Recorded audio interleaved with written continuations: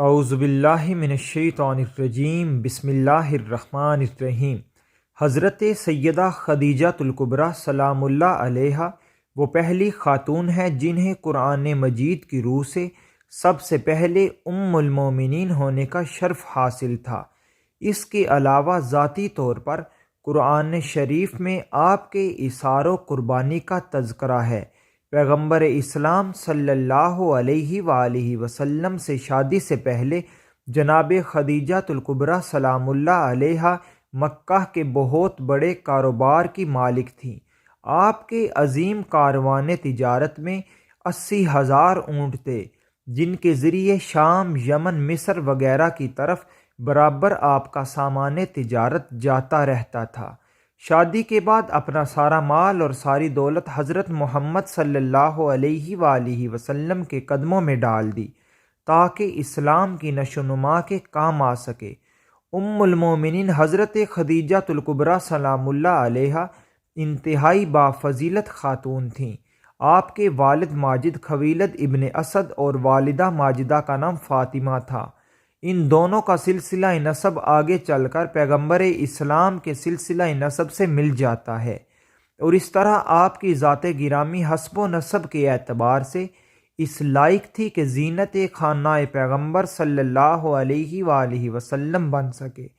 آپ کی ولادت باسعادت 10 سال قبل از عام الفیل ہوئی اور آپ نے 70 برس کی عمر میں وفات پائی اور مکہ کے مشہور قبرستان جنت المعلیٰ میں سپرد لحد ہوئیں۔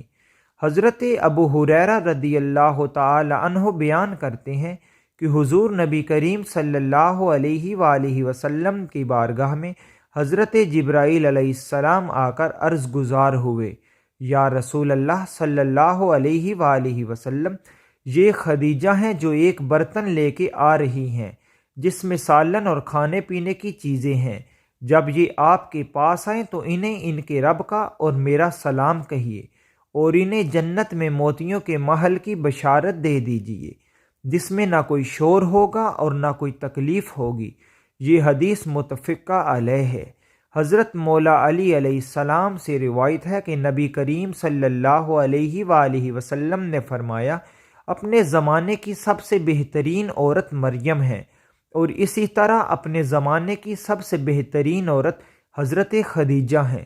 اسی طرح حضرت عبداللہ بن عباس رضی اللہ تعالی عنہ فرماتے ہیں کہ ایک دفعہ حضور نبی اکرم صلی اللہ علیہ وآلہ وسلم نے زمین پر 4 خطوط کھینچے اور دریافت فرمایا، کیا تم جانتے ہو کہ یہ کیا ہے؟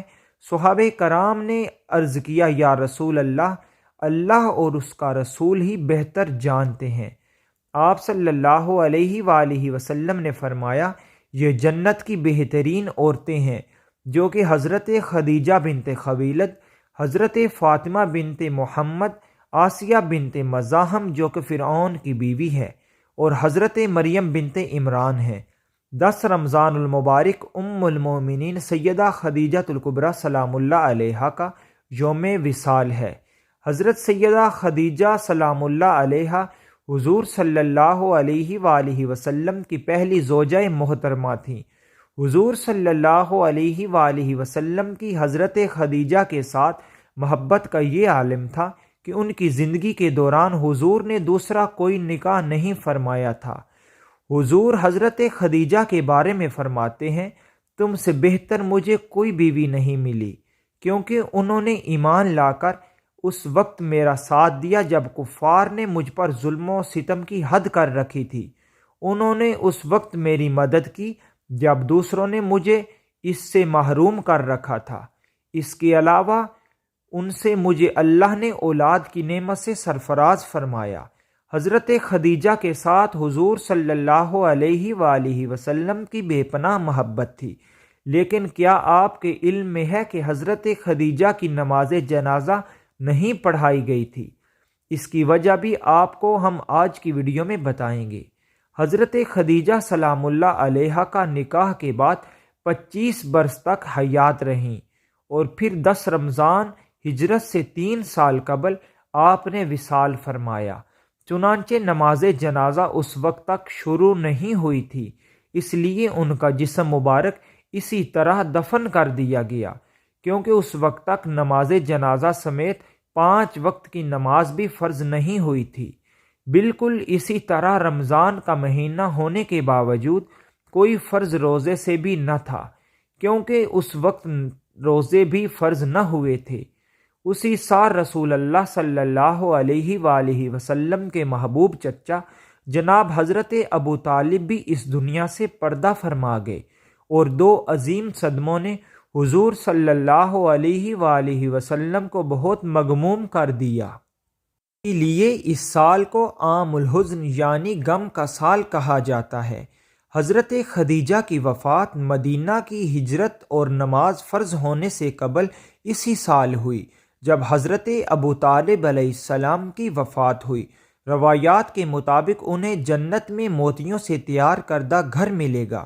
حضرت محمد صلی اللہ علیہ وآلہ وسلم خود ان کی قبر میں اترے اور اپنی سب سے بڑی غمگسار کو دائمی اجل کے سپرد کیا۔ پیارے پیغمبر صلی اللہ علیہ وآلہ وسلم کی حضرت خدیجہ سلام اللہ علیہا سے 6 اولادیں پیدا ہوئیں، 2 صاحبزادے جو بچپن میں انتقال فرما گئے اور 4 صاحبزادیاں پیدا ہوئیں۔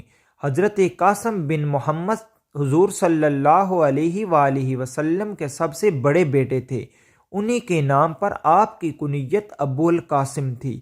ان کے بعد حضرت زینب بنت محمد صلی اللہ علیہ وآلہ وسلم حضور کی سب سے بڑی صاحبزادی تھیں۔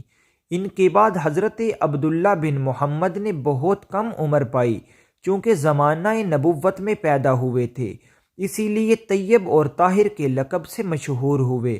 ان کے بعد حضرت رقیہ بنت محمد صلی اللہ علیہ وآلہ وسلم، ان کے بعد حضرت ام کلثوم بنت محمد صلی اللہ علیہ وآلہ وسلم، اور آخر میں سیدہ کائنات حضور سیدہ فاطمۃ الزہرا سلام اللہ علیہا پیدا ہوئیں۔